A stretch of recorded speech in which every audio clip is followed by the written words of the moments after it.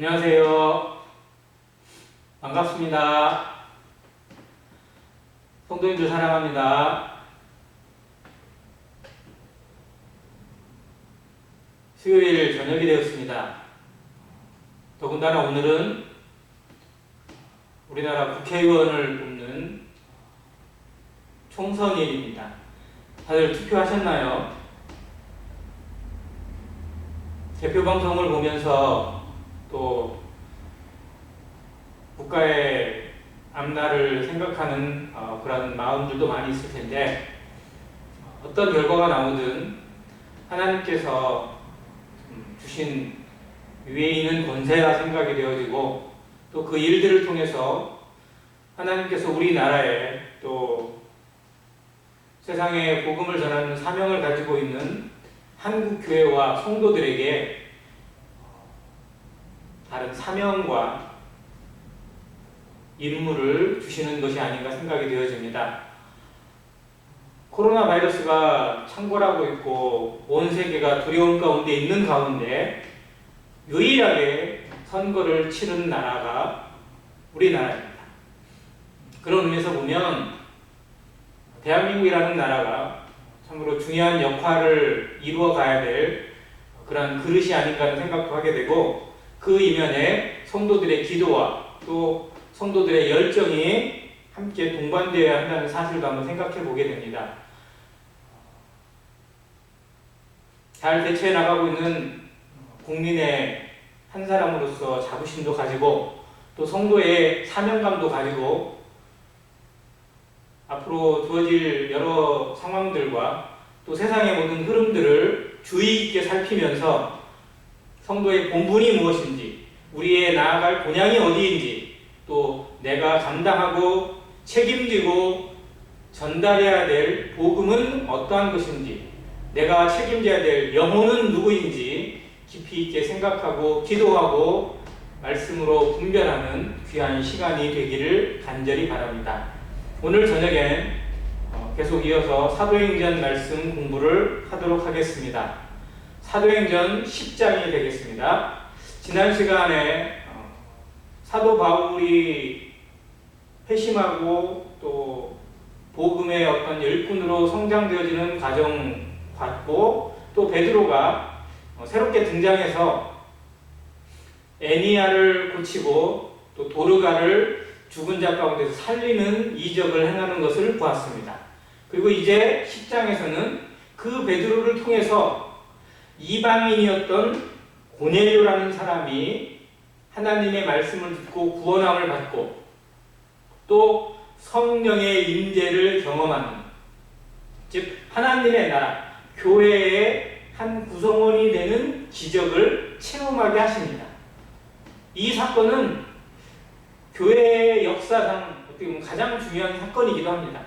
이방인에게, 즉 유대인이 아닌 이방인에게 복음이 전파되고, 또 그가 그 복음을 믿음으로 성령을 받게 되고 또 침례를 받고 하나님의 나라의 구성원, 교회가 그렇게 이루어져 가는 역사가 여기에서 시작이 되었습니다.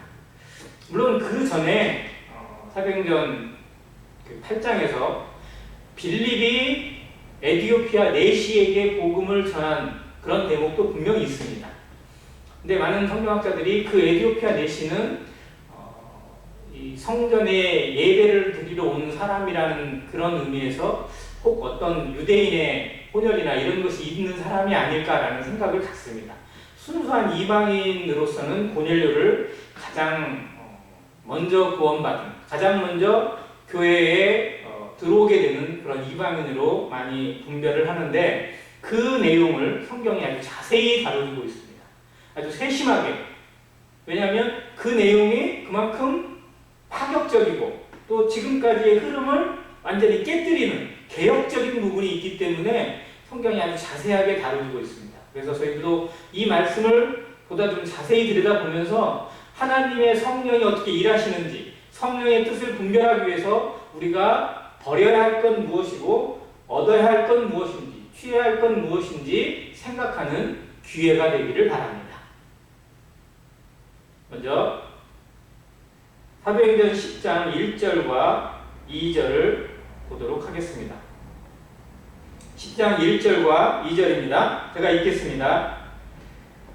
가이사랴에 고넬료라 하는 사람이 있으니 이탈리아 부데라 하는 군대의 백부장이라. 그가 경건하여 온 집안과 더불어 하나님을 경외하며 백성을 많이 구제하고 하나님께 항상 기도하더니. 성경은 고넬료를 소개해주고 있습니다. 고넬료는 이탈리아 군대의 백부장입니다. 즉 로마 군인입니다. 당시 로마는 전 세계를 지배하고 있었던 세계의 지배자였고 어느 곳에든지 로마 군대가 주둔하고 있었습니다. 이곳 유대 땅에도, 그리고 예루살렘도 마찬가지고 이 가이사랴도 마찬가지였습니다. 가이사랴는 특별히 항구였기 때문에 로마 군대가 이 팔레스타인 지방, 즉 유대의 지방으로 들어오게 될 때 가장 먼저 거치는 거점 지역입니다. 그래서 그곳에 총독의 관저도 있고 또 헤롯 왕의 관저도 그곳에 있었습니다. 어떻게 보면 예루살렘만큼 중요한 도시가 바로 이 가이사랴였습니다. 가이사랴라는 도시의 이름 자체도 실제로 로마의 초대 황제에 있던 가이사 아구스토의 이름에서 빌려온 이름입니다. 가이사에게 드려진 도시, 가이사에게 바친 도시라는 의미입니다. 그만큼 이 가이사랴가 거점적으로 중요한 곳이었는데 그곳을 지키고 있고 그곳에 주둔하고 있는 로마 군인 백부장입니다. 약 100여 명의 군대를 거느리고 있는, 지금으로 따지면 중대장쯤 되는 그러한 군인입니다. 근데 그가 어떠한 사람이었는지 성경이 2절에 아주 자세히 기록해주고 있는데 좀 보겠습니다. 그가 경건하여 온 집안과 더불어 하나님을 경외하였다고 먼저 기록합니다. 두 번째, 백성을 많이 구제한 사람이라고 기록하고 있습니다.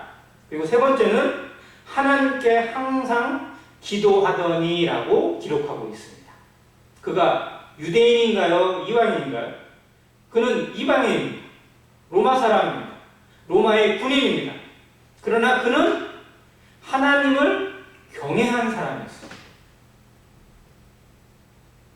그리고 하나님께 기도한 사람입니다. 그리고 인격적으로는 백성들을 긍휼히 여기고 구제하는 훌륭한 관리였습니다. 그의 삶, 그의 인격, 그의 행실과 그의 신앙, 이런 모든 것들을 성경이 기록하고 있는 이 부분을 보게 될 때 참으로 하나님께서 그를 왜 사도행전 10장에 소개하고 그에게 베드로를 보내셔서 복음을 전하게 했는지, 또 그가 어떻게 하나님을 복음을 듣게 되고 믿게 되고 영접하게 되고 구원받고 성령을 받게 되었는지 그의 배경에 대해서 아주 잘 보여주고 있는 것입니다.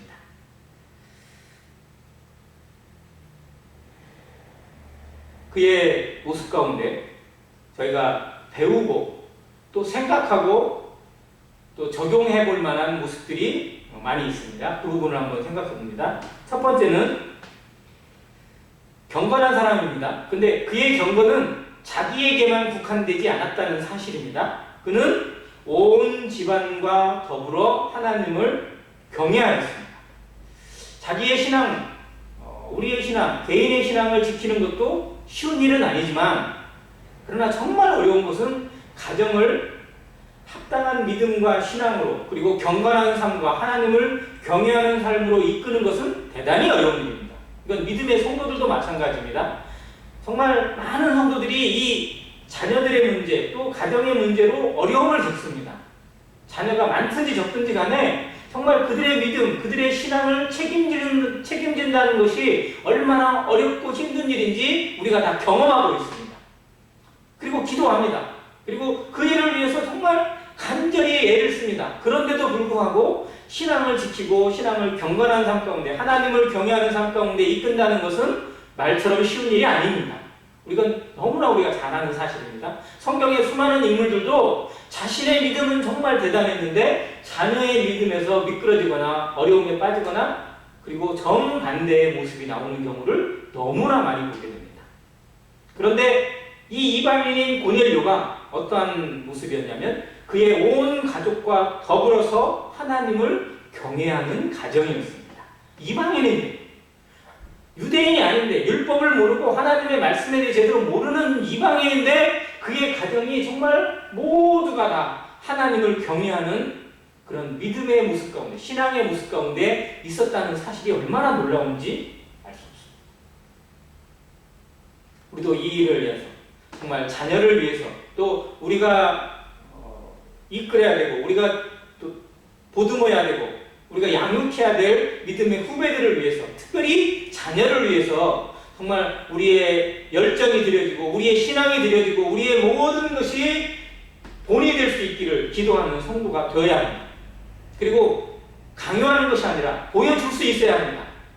본을 보이는 모습, 그리고 본을 보일 뿐만 아니라 충분히 배려하고 기다려주고 품어줄 수 있는 부모의 마음으로 우리 모든 성도의 가정이, 그리고 자녀들이 하나님을 경외하고 하나님을 아는 믿음, 하나님 앞에 예배하는 참된 신앙의 믿음 가운데 회복되어지고 자라나기를 간절히 바랍니다. 두 번째 그의 모습 가운데 참 아름다운 모습은 백성을 많이 구제한 사람입니다. 백성을 구제했다는 의미는 그가 지배하고 있고 다스리고 있고 그리고 자기의 통치를 받고 있는 이 유대인들을 긍휼히 여기고 그들을 구제했다는 것입니다. 대개 통치자들은 또 군대로 주둔하게 되는 군인들은 지배를 받고 있는 그 민족이나 그런 사람들을 얕잡아 보거나 무시하거나 아주 우습게 여기는 경우가 많습니다. 그래서 그들을 짓누르거나 압제하거나 혹은 빼앗거나 심지어 목숨을 함부로 다루기도 합니다. 그게 대부분 통치하는 사람들에게도 주어지는 특징들입니다. 로마는 수많은 백성들, 수많은 민족을 지배했고 다스리고 있었습니다. 그곳에 통치관들, 총독이나 군대나 이런 사람들을 보냈는데 그곳에서 밀란이 생기거나 반란의 조짐이 보이거나 그러면 가차없이 짓누르는, 또 군대를 동원해서 사전에 제압하는 일들이 많았습니다. 근데 유대인들도 그런 일들로 인해서 로마 군인들에게 눈의 가시처럼 여겨지고 많은 사람들이 죽임을 당하기도 했습니다. 그런데 이 고넬료는 자기가 다스리고 있는 지역의 백성들을 긍휼히 여기고 그들을 구제한 사람이라고 성경이 기록하고 있습니다. 참으로 아름다운 모습입니다. 참으로 귀한 모습입니다. 유대인들이 인정해주는, 유대인들이 정말 호감을 가지고 그에게 호의를 베풀 정도로, 그리고 하나님 앞에 그를 두고 기도할 정도로 그는 좋은 관계를 유지하면서 지배자의 모습이 아니라, 다스리는 통치자의 모습이 아니라 정말 상호 존경하는 그런 모습으로 이곳에서 지내고 있었다는 것을 보게 됩니다. 이런 모습을 보인 백부장이 성경에 또 있습니다. 바로 예수님 앞에 나왔던 백부장인데요. 자기의 하인이 병든 것을 불쌍히 여겨서 자기 하인을 고쳐달라고 예수님께 찾아옵니다. 근데 그가 예수님께 바로 나올 수 없으니까 그 인근에 있는 다른 유대인들에게 이야기를 합니다. 그러자 그 장로들이나 그런 사람들이 예수님께 찾아와서 정말 이 사람은 부탁을 들어줘야 됩니다. 이 사람이 우리에게 얼마나 잘했는지 모릅니다. 그가 우리를 위해서 회당도 지어주고 가난한 사람을 도와주고 구제하는 일을 많이 한 정말 좋은 사람입니다. 그러니까 예수님이 꼭 도와주셨으면 좋겠습니다라고 부탁을 할 정도로 정말 괜찮은 사람이었어요. 그러자 예수님께서 내가 가서 고쳐주겠다라고 했을 때 이 백부장이 뭐라고 했냐면, 주여, 나는 주님께서 우리 집에, 내 집에 오는 것을 감당할 수 없습니다. 유대인인 예수님께서 이방인인 내 집에 들어오는 것이 예수님 앞에 정말 걸림이 될 수 있고 사람들에게 손가락질 받을 수 있는 일이기 때문에 저는 그렇게 하지 않으셔도 됩니다. 다만 뭐만 하더라고요? 말씀으로만 하옵소서. 말씀으로만 하옵소서라고 고백한 사람입니다. 나도 누군가에게 명령을 내리는 지휘자이기 때문에 내 말에 사람들이 순종하고 내 말에 힘이 있어서 움직이게 합니다. 하물며 하나님의 아들인 예수님의 말씀은 병든 자든 아픈 자든 어떠한 사람이든지 그 병이 무엇이든 간에 분명히 고치실 것이고 능히 낫게 하실 거라는 것을 내가 믿습니다. 말씀으로만 하셔도 됩니다. 라고 고백합니다. 이때 예수님이 정말 충격을 받으실 정도로 놀라셨어요. 그래서 내가 유대인 중에서 이스라엘 중에서 이만한 믿음을 만나보지 못하였다고 칭찬한 그 사람이 바로 백부장이었습니다. 근데 그 예수님이 칭찬했던 백부장의 모습과 지금 여기에 나와 있는 고넬료의 모습이 너무나 흡사합니다. 사람들에게 칭찬받고 사람들을 긍휼히 여기고 구제하는 일을, 또 이스라엘을, 유대인들을 돕는 일에 대해서 적극적으로 나서는 백부장이었습니다.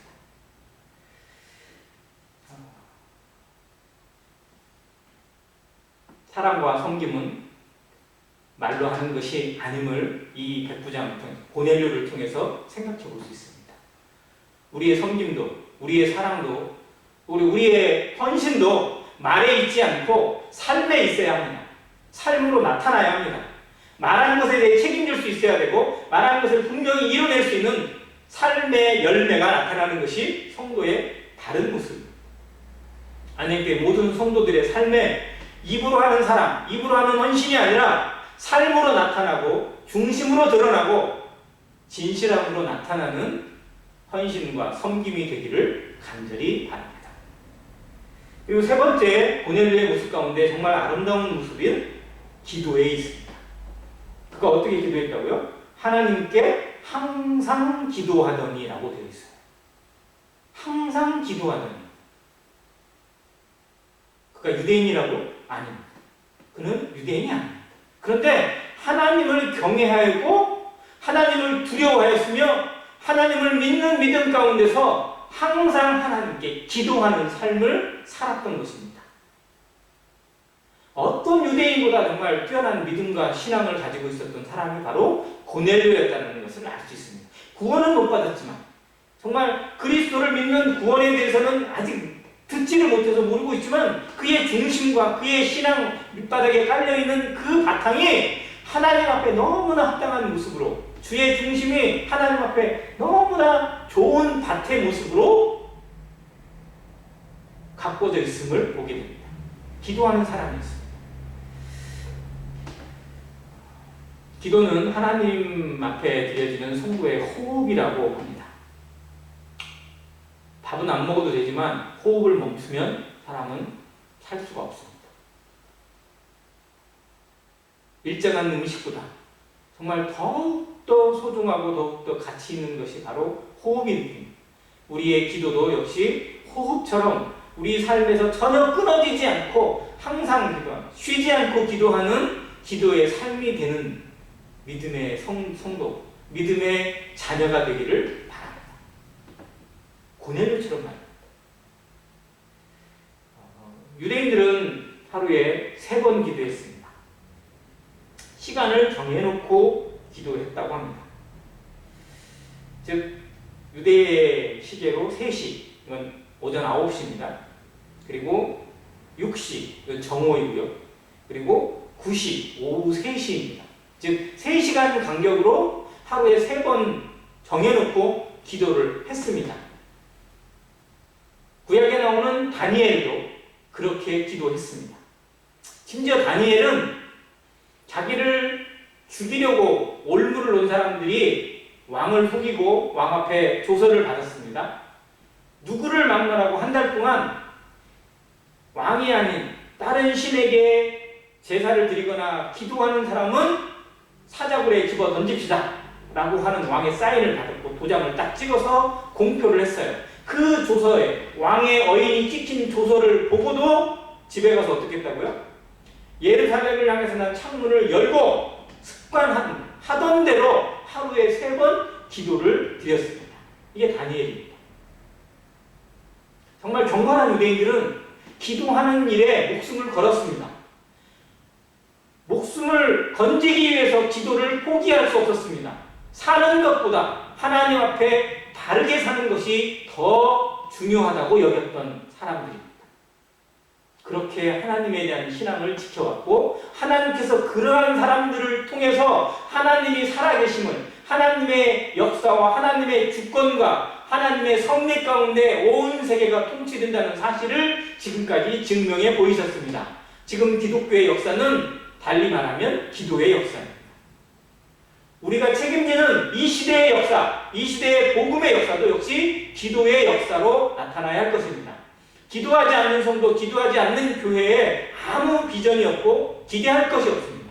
기도하지 않는 가정, 기도하지 않는 성도, 열매가 있을 수가 없습니다. 우리의 삶에 기도의 본분을 회복하고 기도의 능력을 되찾고 기도의 힘을, 기도의 끈기를 가져가는 올 한 해가 그리고 이 시간이 되기를 간절히 바랍니다. 우리의 남겨진 생애 가운데 정말 기도의 타협이 없이, 기도의 주저함이 없이, 기도에 물러서지 않고 정말 목숨을 걸고 힘을 다하고 뜻을 다해서 기도할 수 있는 안인교회 성도가 되기를 간절히 바랍니다. 그 기도의 능력을 통해서 하나님의 말씀이 서고 하나님의 힘이 나타나는 성도가 되시기를 간절히 바랍니다. 그가 기도했습니다. 자, 그가 기도했을 때 그렇게 그런 삶을 살고 그렇게 섬기고 그런 경건의 모습으로 하나님 앞에 서 있는 그 고넬료에게 하나님이 선물을 주십니다. 그게 뭐였냐면 환상 중에 하나님이 나타나셔서 하나님의 사자가 고넬료를 부릅니다. 그게 3절에 나와 있고요. 4절에 이렇게 기록되어 있습니다. 고넬료가 주목하여 보고 두려워 이르되 주여 무슨 일이니까? 천사가 이르되 내 기도와 구제가 하나님 앞에 상달되어 기억하신 바가 되었으니 라고 기록되어 있습니다. 뭐가 하나님 앞에 상달되었다고요? 기도와 구제가 상달되었습니다. 무엇이 상달되었다고요? 기도와 구제. 즉 그의 경건한 삶의 능력이 기도로 나타났고요. 그의 삶의 모습들이 구제로 나타났습니다. 기도하는 성도는 정말 하나님 앞에 간절함으로 기도하는 성도는 삶이 변화되어서 나타납니다. 삶이 변화되지 않고 삶이 드려지지 못하고 삶이 헌신되지 못하고 누군가를 돕는 사역이 동역의 모습이 나타나지 않는다면 그것은 어쩌면 기도하는 것이 아닙니다. 기도를 잘 모르고 있는 것입니다. 정말 기도하는 성도는 하나님 앞에 간절히 기도하는 성도는 기도를 통해서 하나님의 뜻을 분별하고 하나님 앞에 변화된 삶이 나타나는 것이 지극히 당연합니다. 그것이 성경입니다. 성경이 보여주고 있는 증거입니다. 고넬료의 모습을 통해서 우리의 기도, 우리의 기도의 시간과 기도의 능력이 헛된 것으로 드러나지 않고 그냥 시간 낭비로 드러지지 않고 우리의 삶을 바꾸고 중심을 바꾸고 우리의 헌신의 모습과 동역의 모습을 바로 세워주는 능력으로 나타나기를 간절히 바랍니다. 그것이 하나님 앞에 상달되어집니다. 하나님 앞에 드려집니다. 하나님이 다 아십니다. 하나님이 그의 기도를 아시고 그의 구제를 알고 그의 중심을 아십니다. 그리고 그것에 대한 아름다운 보상을 준비하시고 주십니다. 이 땅에서도 주실 뿐만 아니라 하나님 나라에서 그 영원한 천국에서 더욱더 놀라운 것으로 채워주시고 충분하게 보상해 주실 것입니다. 그것을 믿는 것이 우리의 믿음 아닌가요? 그것이 소망 아닌가요? 그래서 우리가 참고 그래서 우리가 눈물을 쏟으면서도 기다리고 있고 그래서 더 한 걸음 나아가고 있는 것 아닌가요?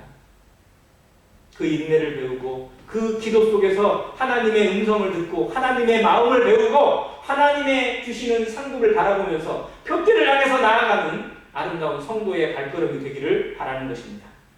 자, 그가 이렇게 얘기하시고 천사가 뭐라고 지시를 내리냐면 내가 지금 사람들을 욥바에 보내어 베드로라 하는 시몬을 청하라 라고 명령을 내립니다. 누구를 청하라고요? 베드로를 청하라는 겁니다.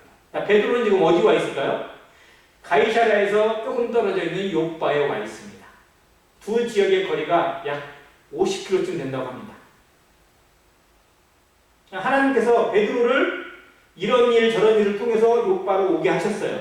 그리고 그때 고넬료에게 천사를 보내셔서 또 하나님의 역사를 이루어서 두 사람을 만날 수 있도록 조율을 하고 계세요.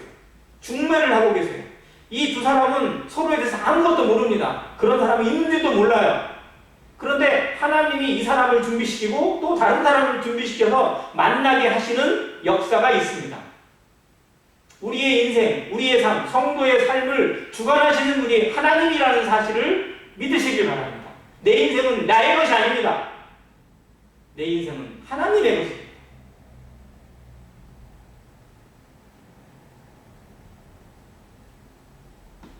너희는 너희 자신의 것이 아니라 값으로 산 것이 되었으니 그런즉 너희 몸으로 하나님께 영광을 돌리라고 명령하십니다.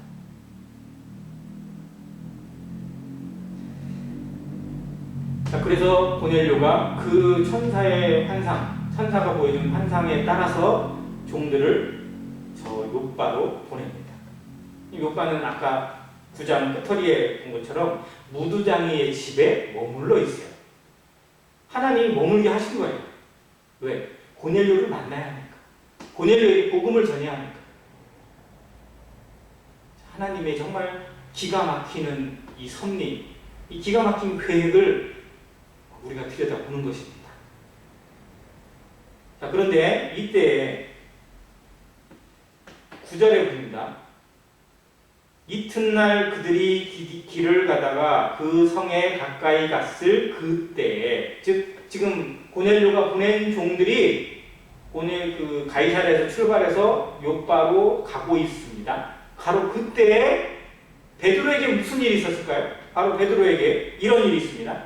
그때 베드로가 기도하려고 지붕에 올라가니 그 시각은 제6시더라. 제6시면 12시입니다. 정오예요. 자, 정오에 기도하는 시간. 즉 유대인들은 하루에 3번 기도한다고 했잖아요. 자, 그 시간에 올라가서 기도를 하고 있어요. 자, 베드로는 기도하고 있습니다.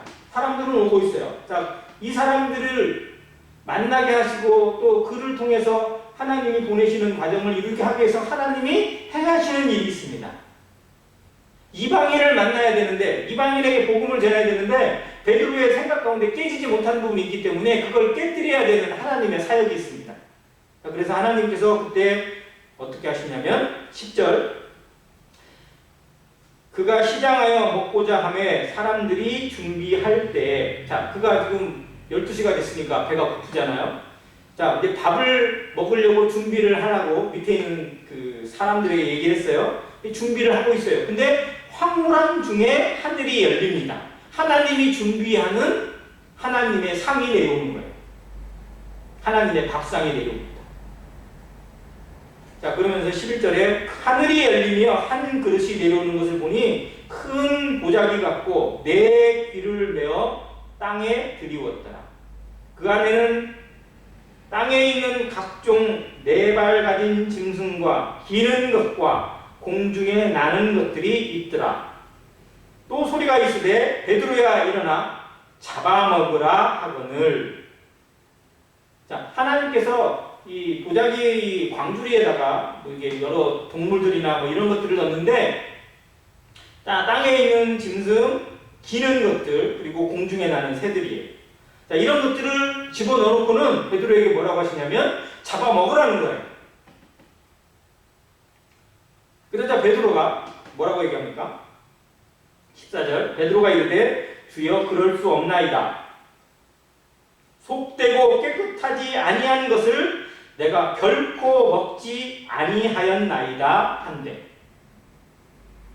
자, 저기에 내려온 음식들은, 그 짐승들은 신명기나 레위기에서 말씀하는 율법에서 금하는 음식들이었어요. 유대인들에게 먹을 수 없는 그런 동물들입니다. 그런 식사예요. 유대인들은 음식을 먹는 데 있어서 아주 철저합니다. 저 아랍 사람들도 마찬가지지만. 그러니까 그들은 짐승도 정결한 것만 먹어야 돼요. 부정한 짐승을 먹어서는 안 돼요. 그래서 굽이 있고 되새김을 하는 짐승, 즉 소나 양이나 뭐 이런 것만 먹어요. 돼지는 먹을 수 있어요, 없어요? 못 먹습니다. 그러니까 여기 아마 돼지고기가 들어있을 거예요. 자, 개고기는 먹을 수 있을까요, 없을까요? 못 먹습니다. 그런 것이 들어있어요. 자, 그러한 짐승들을 넣어놓고 베드로에게 잡아먹으라는 거예요. 먹으라는 거예요.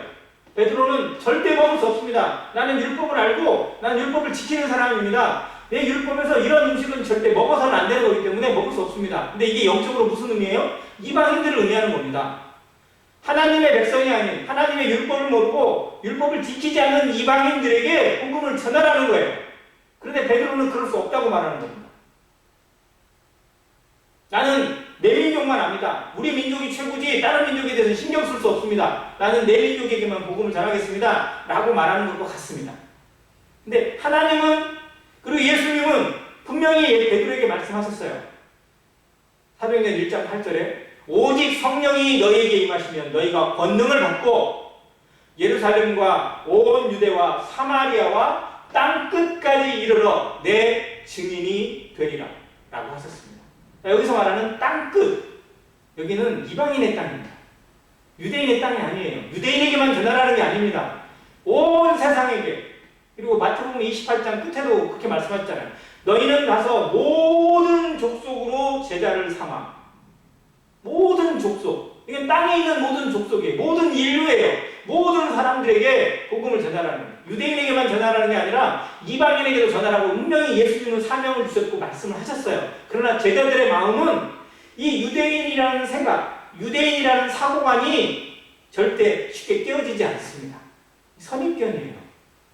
우리도 선입견 절대 쉽게 깨지지 않습니다.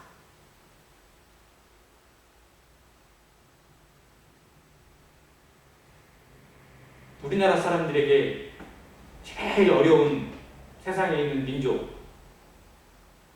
누구일까요? 일본 사람이겠죠. 다른 사람들은 상종할 수 있는데 일본 사람하고는 상종을 못하겠어요. 근데 일본에도 성도 있잖아요. 일본에 있는 영혼들도 하나님께서 긍휼히 여기실 영혼이잖아요. 미운 것도 있지만 불쌍히 여겨야 된다는 거잖아요. 그게 하나님의 세계관입니다. 나의 세계관은 절대 그럴 수 없다라고 하는데 하나님의 세계관은 그걸 뛰어넘으라는 겁니다. 지금 베드로에게 주는 시험입니다. 이게 보자기의 시험. 광주리에 담겨있는 짐승을 통해서 베드로의 생각을 깨뜨리고 베드로의 세계관을 뛰어넘으라고 하나님이 주시는 연단의 과정입니다. 우리에게도 가끔 그런 것을 주세요. 내가 뛰어넘을 수 없다고 생각하고 내가 할 수 없다고 생각하는 것을 하나님이 하라고 하세요.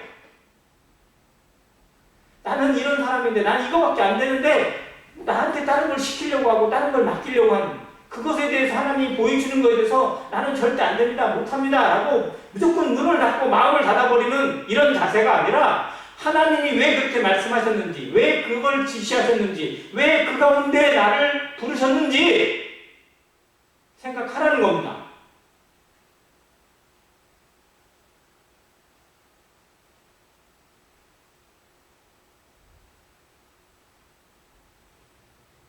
왜 장로들이 다른 사람에게, 다른 젊은 청년들이나 이런 사람들에게 무엇을 부탁하거나 뭘 권유하거나 또 어떤 것을 지시하거나 할 때 그냥 지시하거나 그냥 말하지 않습니다. 성령님께서 우리에게 무엇인가를 내리시거나 하나님의 말씀을 보여주실 때 그냥 하는 것은 없습니다. 절대 그런 법은 없습니다. 그건 분명히 무엇인가가 있기 때문에 그렇습니다. 싹이 있기 때문에 또 그런 그릇이 보이기 때문에 그걸 지시하고 그렇게 말하고 그걸 권유하는 것입니다. 그것에 대해서 나의 생각을 계속 고집하는 것, 그것이 교만입니다. 분명히 이건 깨뜨려야 될 것입니다. 베드로가 자기 생각을 깨뜨리지 않았다면, 사도들이 자기 생각을 깨뜨리지 않았다면 어떻게 대한민국에 복음이 전달될 수 있었을까요? 어떻게 세상 모든 곳에 복음이 들어갈 수 있었을까요? 그런 일이 없잖아요. 그냥 유대인들의 잔치로만 끝났을 거 아니에요.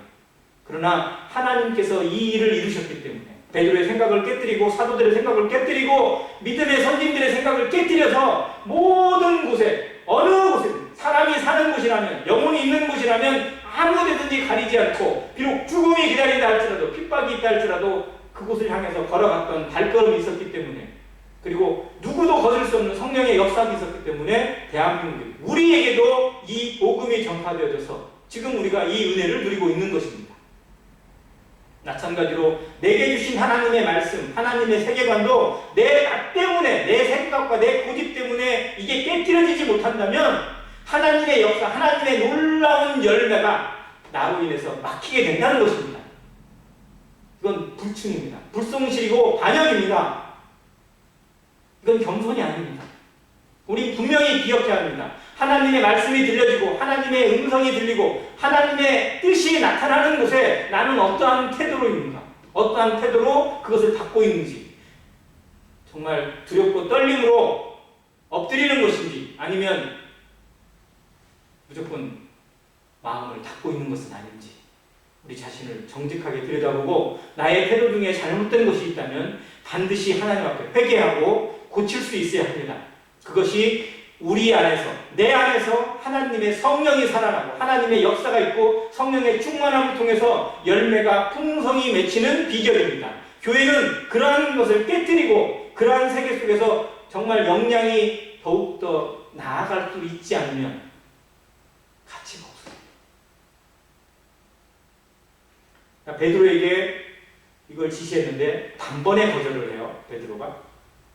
그러자 두 번째 15절 두 번째 소리가 있으되 하나님께서 깨끗하게 하신 것을 내가 속되다 하지 말라 하다. 뭐라고요? 하나님께서 깨끗하게 하신 것을 네가 속되다 하지 마라. 하나님이 너에게 이걸 먹으라고 준 이유가 무엇인지 잘 생각하라는 겁니다. 하나님이 깨끗하게 하신 것을, 그리스도가 깨끗하게 하셨는데 그리스도께서 유대인의 죄뿐만 아니라 온 인류의 죄를 위해서 죽으셨고 모든 인생들의 죄를, 세상에 있는 모든 죄를 다 갚으셨습니다. 세례요한이 했던 고백이 그거잖아요. 보라, 세상 죄를 지고 가는 하나님의 어린 양이다. 세상 죄, 유대인의 죄를 지고 가는 것이 아니라, 유대인의 죄만을 지고 가신 분이 아니라 세상에 있는 모든 사람들의 죄를 지고 가시고 다 이뤘다라고 선언하신 예수님입니다. 하나님이 속 거룩하게 하시고 깨끗하게 하신 것입니다. 하나님이 하신 거예요. 그리스도께서 하신 일입니다. 성령이 하신 일이에요. 그걸 네가 사람의 생각으로 속되다고 하지 말아라. 유대인이 깨뜨려야 될 세계관입니다. 하나님은 유대인에게만 하나님이어야 된다라고 생각하는 유대인들, 지금도 유대인들이 그 생각을 가지고 있어요. 자기들만 선민이고 자기들만 하나님의 백성이고, 그래서 우리만 하나님을 아는, 그래서 우리만이 하나님 앞에 설 수 있다고 자부심을 가지고 살아가는 그들이 그 생각이 깨뜨려지고 그 생각이 파괴될 때가 분명히 올 것입니다. 베드로가 이때 깨지지 않았다면, 이때 생각이 바뀌지 않았다면 아마 교회의 역사가, 세계의 역사가 바뀌었을 것입니다. 하나님께서 말씀하신 것, 하나님이 깨끗하게 하신 것을, 누가 깨끗하게 하셨어요? 하나님이 하신 것. 그걸 사람이 속되다고 하서는 안 됩니다. 우리도 겉모습으로, 또 신분이나 어떤 것으로 사람을 판단해서는 절대 안 되는 것입니다. 그 영혼도, 그 사람도 하나님이 사랑하셨고 그리스도께서 위하여 죽으신 영혼입니다. 모든 영혼을 향해서 공평한 마음으로 불쌍하게 여기고 긍휼히 여기는 마음이 하나님의 마음입니다. 어떤 사람은 되고 어떤 사람은 안 되고, 내 안에서 잣대를 들여대가지고 누구는 되고 누구는 안 되고 정해놓은 것 자체가 얼마나 하나님 앞에 불충스러운 거고 반역의 모습인지 생각해야 합니다. 우리는 그럴 자격이 없고 그럴 수도 없습니다. 교회는 그런 곳이 아닙니다. 교회는 모든 영혼을 향해서 열려 있어야 하고 모든 영혼을 향해서 달려갈 수 있어야 합니다. 영혼을 가르지 말고 하나님이 보내셨다면, 하나님이 그를 사랑하셨다면, 그리스도께서 나를 위하여 죽으셨을 뿐만 아니라 그 사람을 위해서도 죽으셨다는 사실을 인정하고 그 영혼을 긍휼히 여기고 불쌍히 여기고 기도하고 참고 기다릴 수 있는 성도가 되어야 할 것입니다. 그게 베드로의 생각을 깨뜨리는 하나님의 말씀이에요. 자, 그런데 베드로가 쉽게 깨지나요? 안 깨지나요? 아직 안 깼어요. 자, 16절 이런 일이 3번 있은 후 그 그릇이 곧 하늘로 올려져 갑니다. 3번이나 하나님이 말씀하셔요. 성경에서 3번은 무엇을 의미할까요? 성경의 3번은 완성을 의미합니다. 삼위일체 하나님. 그리고 법정에서도 3번은 완성을 의미합니다. 우리나라도 삼신제도가 있잖아요. 예수님도 그 빌라도에게 3번이나 죄 없다고, 무죄하다고 판정을 받았어요. 3이라는 숫자가 주는 의미가 성경에서 여러 가지 의미가 있는데, 여기서 말하는 3, 하나님이 3번이나 베드로에게 말씀하신 것은 이 하나님께서 얼마나 완벽하게 이 구원을 이루셨고, 그 역사가 유대인들뿐만 아니라 이방인에게도 전달될 수 있는 통로를 너를 통해서 지시하신다는 사실을 보여주시는 겁니다. 증명하시는 겁니다. 확증시키는 거예요. 네 생각을 바꾸라는 겁니다. 내가 바꿀 수 있는 것이 아니니까. 하나님은 이미 하신 거니까 너의 생각을 바꾸라는 겁니다. 우리는 하나님의 역사를 거스를 수도 없고 거스려서도 안 됩니다. 우리는 그런 존재가 아닙니다. 너희는 너희 자신의 것이 아니라 하나님이 값으로 산 것입니다. 하나님의 것입니다. 하나님의 도구입니다. 하나님의 손에 들려져 있는 도구에 불과합니다. 주인을 거스려서는 안 되는 것입니다. 그 말씀이 우리의 삶을 움직이고 우리를 지배하게 되기를 간절히 바랍니다. 그래서 우리를 어느 곳에든지 가게 하시고 어느 곳에든지 하나님이 나타나게 하시고 하나님의 역사와 하나님의 복음과 그리스도의 향기가 나타나게 만들어가는, 그러므로 말미암아 우리를 통해서 어떠한 영혼이든지 하나님이 살아계심을 느낄 수 있고 하나님이 사랑의 하나님임을, 그리고 그리스도가 구원이신 자리, 그리스도가 내 죄를 위해서 죽으신 영원한 구세주임을 깨달을 수 있고 들을 수 있고 그리고 할 수만 있다면 믿을 수 있게 되기를 간절히 바랍니다. 우리에게 인생이 허락되어진 것은, 우리에게 오늘 하루가 허락되어지고 또 내일 하루가 어떻게 될지 모르지만 우리에게 기회가 주어지는 것은 그 일에 쓰임 받으라는 것입니다. 그 일을 위해서 우리 인생이 어떻게 드려져야 할 것인지 고민하고 또 고민하고 어떠한 방법으로 나를 드릴 것인지 하나님께 뜻을 묻고 그리고 주신 말씀에 담대함으로 순종하라는 것입니다. 자, 베드로가 이 일을 보면서 3번이나 하나님께서 자기 생각을 깨뜨리고 네 생각을 바꿔라, 선입견을 깨뜨려라 라고 하신 것에 대해서 고민하게 됩니다. 17절에 베드로가 본바 환상이 무슨 뜻인지 속으로 의아해 하더니, 자, 베드로가 막 깊이 생각을 해요. 이게 도대체 무슨 뜻일까? 왜 이렇게 하셨을까? 이게 왜 3번이나 계속 반복될까? 한 번에 끝났다면 그냥 지나가는 환상이라고 생각할 것 같은데 3번이나 계속 그 지붕에서 정말 그 환상 속에 머물러 있어요. 그러면서 생각을 하는 겁니다. 이게 뭔 뜻인가? 이게 무슨 일인가? 뭔 일이 있으려고? 하나님이 나에게 뭘 지시하시려고 이런 걸 보여주셨나? 라고 생각할 때 누가 오는 거예요? 마침. 성경의 단어가 정말 놀랍지 않습니까? 마침. 그때 딱 맞췄어요. 그 시간, 베드로가 고민하는 그 시간에 베드로의 집 앞에, 그 베드로가 머무는 그 시몬의 집 앞에 누가 찾아와요? 고넬료가 보낸 사람들이 찾아옵니다. 누가 맞추신 걸까요? 그 사람들이 시간을 맞췄을까요? 베드로가 맞췄나요? 아니요. 하나님이 맞추셨어요. 성령이 맞추신 겁니다. 성령의 역사. 우리의 모든 것을, 우리의 발걸음과 우리의 입술에 있는 말을 주장하시고 조율하시고 그리고 절묘하게 맞추시는 분이 바로 성령이십니다. 내가 믿는 것이 바로 하나님의 영을 믿고 하나님의 능력을 믿습니다. 하나님의 역사를 믿습니다. 내가 뭘 이루고 내가 계획해서 내가 뭔가를 열심히 치밀하게 계획해서 이룰 수 있는 것이 아닙니다. 사람이 마음에 계획할지라도 그 길을 인도하시는 분은 하나님이심을 우리는 압니다. 그래서 정말 하나님의 뜻이면 누가 방해를 해도 누가 해방을 해도 하나님이 이루어 가시는 것입니다. 그걸 믿고 우리는 담대히 걸어가게 되기를 바랍니다. 베드로가 그러고 있을 때 이들이 찾아옵니다. 찾아와서 여기 베드로가 있느냐라고 물어봐요. 베드로가 기도하다가 환상을 보고 고민하고 있을 때 사람들이 찾아와서 자기를 찾는 거예요. 하나님이 이들을 만나게 하시려고, 저 사람들 만나게 하시려고 이거를 미리 보여주셨구나라는 생각을 가졌습니다. 성경을 읽으면서, 성경을 대하면서 정말 그냥 글을 읽는 것이 아니라, 글자를 읽는 것이 아니라 하나님을 만나게 되길 바랍니다. 하나님의 뜻이 무엇인지 분별하고자 하는 간절함으로 성경을 듣고 보고 공부하시기를 바랍니다. 성경 말씀은 곧 하나님이기 때문에 그렇습니다. 이 시대에는 성경이 없던 시대였어요. 성경이 문서화되지 못했던 시대이기 때문에 하나님께서 환상 중에 많이 보여주셨어요. 근데 지금 이 시대에는 환상 중에 보여주기보다는 오히려 말씀으로 많이 보여주십니다. 십자가에서 불타는 십자가를 보았다느니 예수님의 어떤 것을 꿈에 만났다느니 이것도 정말 대단한지 모르겠지만 가장 큰 능력은 성경에 있습니다. 온전한 것이 하나님의 말씀이고 1.1획도 변하지 않는 것이 하나님의 말씀입니다.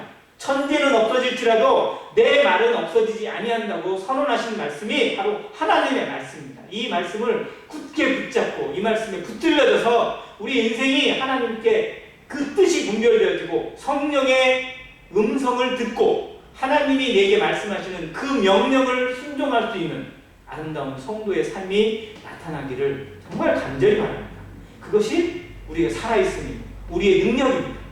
베드로에게 보여주신 성령, 그리고 고넬료에게 말씀하신 그 성령, 두 사람을 조율하시는 하나님의 영, 하나님의 능력, 하나님의 그 섬세하심, 그것이 이 시대에도 오늘날 우리에게도 동일하게 적용된다고 저는 믿습니다.